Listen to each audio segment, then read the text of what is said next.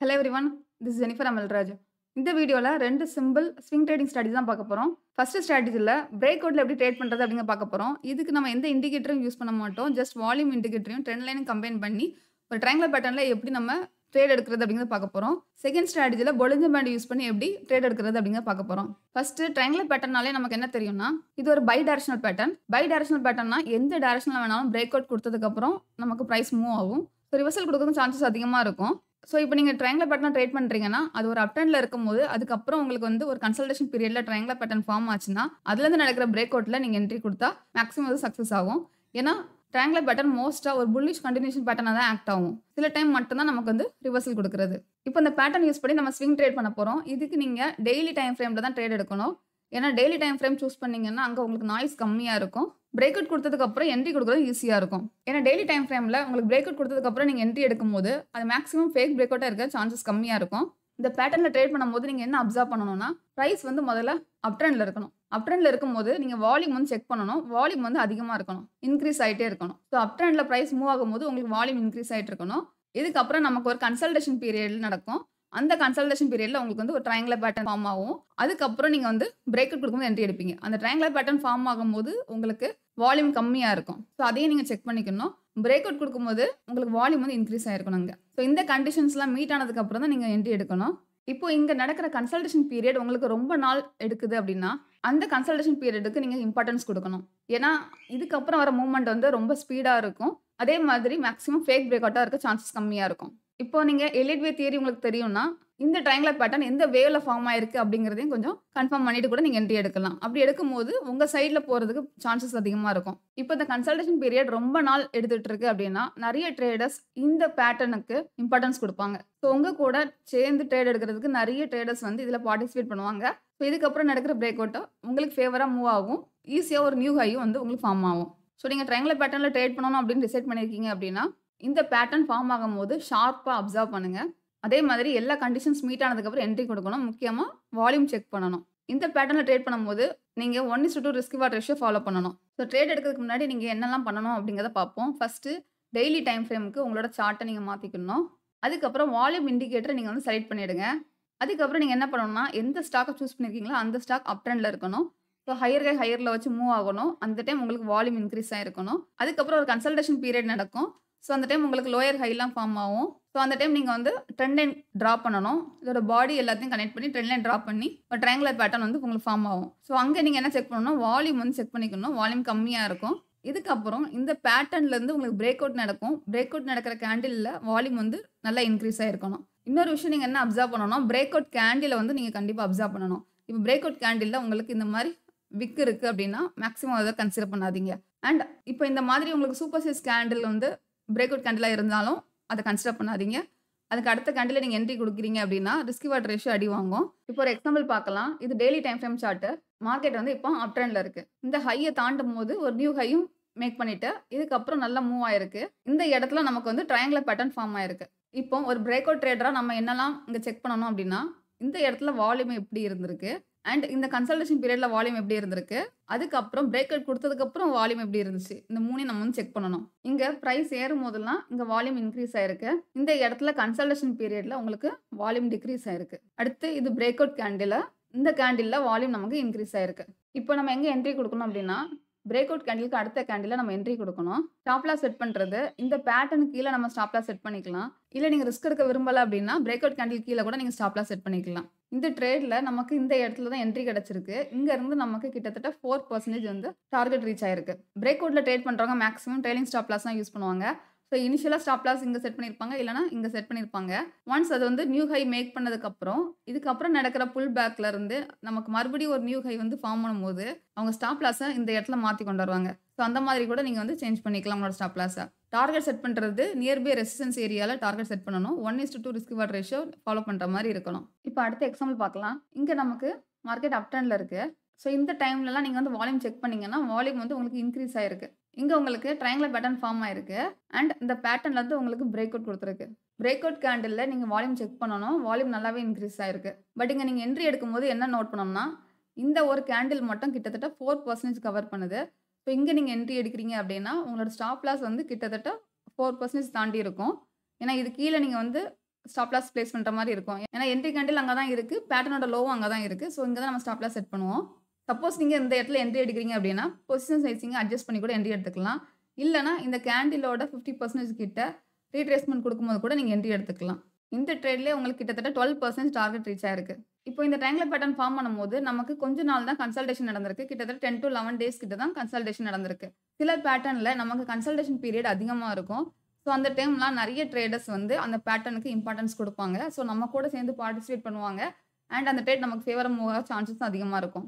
இப்போ இங்க மார்க்கெட் நல்ல அப் ட்ரெண்ட்ல இருக்கு. இங்க நமக்கு ட்ரையாங்குலர் பேட்டர்ன் கிடைச்சிருக்கு. இந்த பேட்டர்ன் வந்து இங்க நமக்கு பிரேக் அவுட் குடுத்திருக்கு. பிரேக் அவுட் கேண்டில் கிட்டத்தட்ட 8 to 9% கவர் பண்ணியிருக்கு. என்ட்ரி எடுக்கும்போது நம்ம வால்யூம் செக் பண்ணிக்கிடுவோம். இப்போ நான் ப்ரீவியஸ் எக்ஸாம்பிள்ல உங்களுக்கு என்ன எக்ஸ்பிளைன் பண்ணியிருப்பேன்னா, பிரேக் அவுட் கேண்டில் உங்களுக்கு சூப்பர் சைஸ் கேண்டிலா இருந்துச்சு அப்படின்னா, நீங்க ஒண்ணு பொசிஷன் அட்ஜஸ்ட் பண்ணிக்கலாம். இல்லன்னா ரீட்ரேஸ்மென்ட் குடுக்கும்போது என்ட்ரி எடுத்துக்கலாம் அப்படின்னு சொல்லி எக்ஸ்பிளைன் பண்ணியிருப்பேன். இப்போ இங்க நமக்கு வந்து ரீட்ரேஸ்மென்ட்டே குடுக்கல. இந்த கேண்டிலோட 50% வரைக்கும் கூட வந்து ரீட்ரேஸ் ஆகல. இந்த கேண்டிலுக்கு அடுத்து நமக்கு ஏற ஆரம்பிச்சிருக்கு.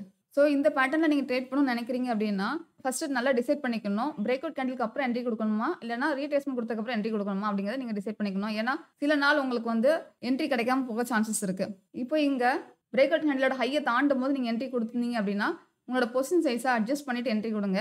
அப்பதான் உங்களுக்கு வந்து ஸ்டாப் லாஸ் ஹிட் ஆனா கூட அதிக லாஸஸ் வந்து நீங்க ஃபேஸ் பண்ண மாட்டீங்க.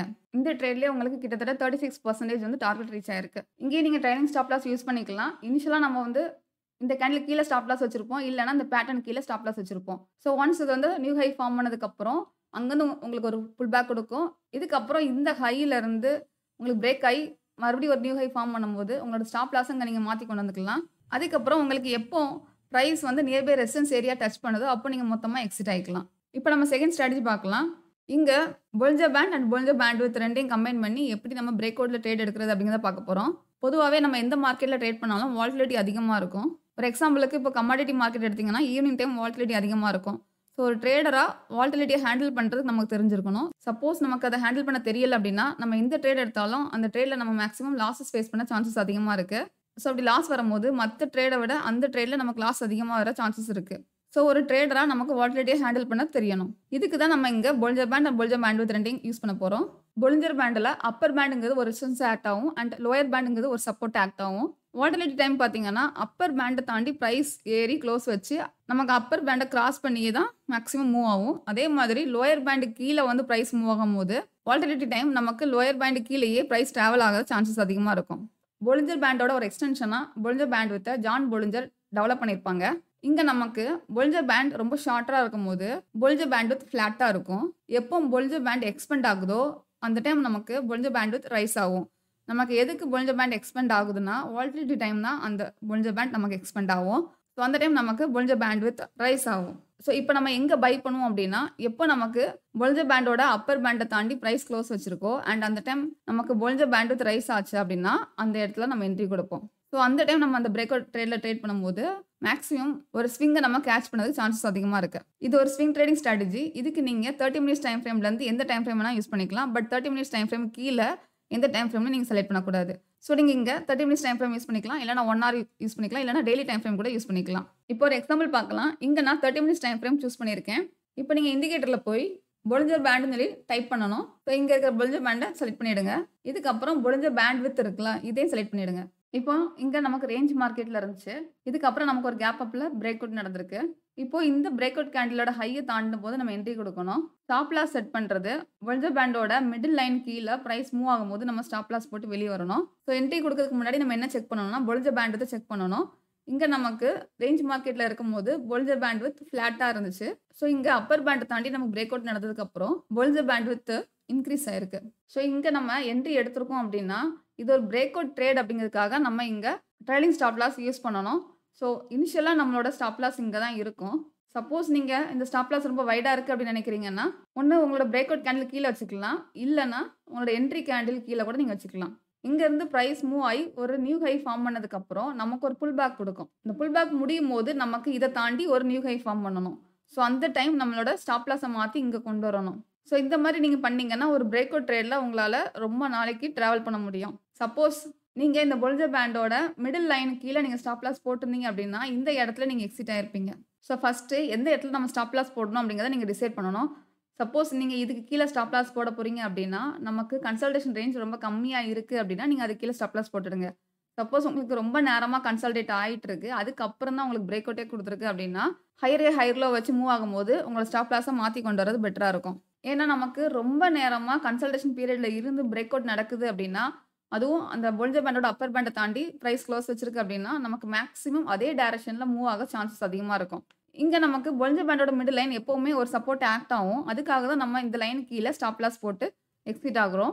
பட் ஒரு ட்ரேட் எடுக்கிறதுக்கு முன்னாடி கன்சல்டேஷன் டைம மட்டும் பார்த்துடுங்க. கம்மியான டைம்ல கன்சல்டேட் ஆயிட்டு அதுக்கப்புறம் பிரேக் அவுட் நடக்குது அப்டின்னா, நீங்க இத ஒரு சப்போர்ட்டா எடுத்துடுங்க. சப்போஸ் ரொம்ப டைம் எடுத்திருக்கு கன்சல்டேஷன் பீரியட் அப்டின்னா, நீங்க ட்ரைலிங் ஸ்டாப் லாஸ் யூஸ் பண்றது ஹையர் லோ வச்சு யூஸ் பண்ற மாரி அந்த கான்செப்ட்ல ட்ரேட் பண்ணுங்க. இப்போ இந்த எக்ஸாம்பிள் பாருங்க. இதுல நமக்கு ரொம்ப நேரமா கன்சல்டேட் ஆயிருக்கு. இதுக்கப்புறம் நமக்கு ஒரு பிரேக் டவுன் நடந்திருக்கு. ஸோ போல்லின்ஜர் பேண்டோட லோயர் பேண்ட தாண்டி நமக்கு பிரைஸ் கீழ இறங்கி க்ளோஸ் வச்சுட்டு. இதுக்கு அடுத்த கேண்டில் நம்ம என்ட்ரி குடுக்குறோம். ஸோ இனிஷியலா ஸ்டாப் லாஸ் பிளேஸ் பண்றது இந்த பிரேக் அவுட் கேண்டிலுக்கு மேல வச்சுக்கலாம். இப்போ நம்ம என்ட்ரி குடுக்கும்போது என்ன செக் பண்ணியிருப்போம் அப்டின்னா, போல்லின்ஜர் பேண்ட்விட்த் வந்து ஃப்ளாட்டா இருக்கிறது. நமக்கு ரைஸ் ஆயிருக்கான்னு செக் பண்ணியிருப்போம். ஸோ இந்த இடத்துல நமக்கு வந்து இன்கிரீஸ் ஆயிருக்கு. ஸோ நம்மளோட என்ட்ரி கரெக்ட்டா இருக்கும். இங்க பிரேக் டவுன் நடந்ததுக்கு அப்புறம் ஃபுல்லாவே நமக்கு லோயர் பேண்ட் கீழ தான் பிரைஸ் மூவ் ஆயிருக்கு. அதுக்கப்புறம் ஒரு புல் பேக் குடுத்து, மறுபடியும் நமக்கு வந்து இறங்க ஆரம்பிச்சிருக்கு. ஸோ இனிஷியலா நம்ம இங்க ஸ்டாப் லாஸ் போட்டுருக்கோம் அப்டின்னா, இப்ப நம்மளோட ஸ்டாப் லாஸ இங்க மாத்தி கொண்டு வந்துக்கலாம். இதுக்கப்புறம் பார்த்தீங்கன்னா, இங்க இருந்து நமக்கு ஒரு புல் பேக் குடுத்துருக்கு. இந்த புல் பேக் வந்து மிடில் லைன தாண்டி க்ளோஸ் வச்சுட்டு. ஸோ சப்போஸ் நீங்க எக்ஸிட் ஆகணும்னு நெனைக்கிறீங்கன்னா, இங்க கூட எக்ஸிட் ஆயிக்கலாம். இல்லன்னா இந்த ஹைய தாண்டும்போது கூட நீங்க எக்ஸிட் ஆயிக்கலாம். இந்த எக்ஸாம்பிள்லயும் நமக்கு ஒரு கன்சல்டேஷன் பீரியடுக்கு அப்புறம் பிரேக் அவுட் குடுத்துருக்கு. இந்த பிரேக் அவுட் கேண்டில்ல நமக்கு போல்லின்ஜர் பேண்ட்விட்த் இன்கிரீஸ் ஆயிருக்கு. அண்ட் இந்த பிரேக் அவுட் கேண்டில் நமக்கு போல்லின்ஜர் பேண்டோட அப்பர் பேண்ட கிராஸ் பண்ணி க்ளோஸ் வச்சிருக்கு. இப்போ இந்த கேண்டிலோட ஹைய தாண்டும்போது நம்ம என்ட்ரி குடுப்போம். இப்போ இந்த ட்ரேட்ல பார்த்தீங்கன்னா, இங்க தான் நீங்க என்ட்ரி குடுத்துருப்பீங்க. நமக்கு கிட்டத்தட்ட இந்த இடத்துல தான் மிடில் லைன தாண்டி பிரைஸ் க்ளோஸ் வச்சிருக்கு. ஸோ கிட்டத்தட்ட 12% டார்கெட் ரீச் ஆயிருக்கு. இங்க நீங்க இன்னொரு விஷயம் என்ன நோட் பண்ணணும் அப்டின்னா, இங்க நமக்கு break out candle super size candela இருக்கு. ஸோ கிட்டத்தட்ட 3 to 3.5% வந்து ஸ்டாப் லாஸ் ஹிட் ஆகும். சப்போஸ் பிரைஸ் ரிவர்ஸ் ஆச்சுன்னா. ஸோ இந்த டைம்ல நீங்க என்ன பண்ணுவீங்க அப்டின்னா, எப்பவுமே இப்போ சப்போஸ் நீங்க நார்மலா ஒரு 10 லாட்டோட ட்ரேட் பண்றீங்க அப்டின்னா, இந்த இடத்துல நீங்க 5 லாட்டோட தான் ட்ரேட் பண்ணணும். மீதி 5 லாட்ட நீங்க வந்து உங்களோட பொசிஷன்ல எப்ப ஆட் பண்ணணும் அப்டின்னா, இந்த ஹைய தாண்டும்போது மீதி 5 லாட்ட நீங்க வந்து ஆட் பண்ணுவீங்க. சப்போஸ் அந்த ஹைல இருந்து உங்களுக்கு ரிவர்ஸ் ஆச்சுன்னா, அந்த 5 லாட்ட நீங்க எக்ஸிட் பண்ணிருவீங்க. மீதி 5 லாட்ட ஹோல்ட் பண்ணுவீங்க. ஸோ இப்போ இதுக்கப்புறம் நமக்கு ஃபுல்லா பிரைஸ் டிராவல் ஆகும்போது, நீங்க எப்பவும் போல அந்த 10 லாட்டோட தான் ட்ரேட் பண்ணியிருப்பீங்க. ஸோ ரிஸ்க் அதிகமா இருக்கு அப்டின்னா, உங்களோட லாட் சைஸ கம்மி பண்ணணும். சப்போஸ் நீங்க என்ட்ரி குடுத்ததுக்கு அப்புறம் உங்க டைரக்ஷன்ல மூவ் ஆகுது அப்டின்னா, மீதி இருக்கிற லாட்ட நீங்க வந்து ஆட் பண்ணிக்கலாம்.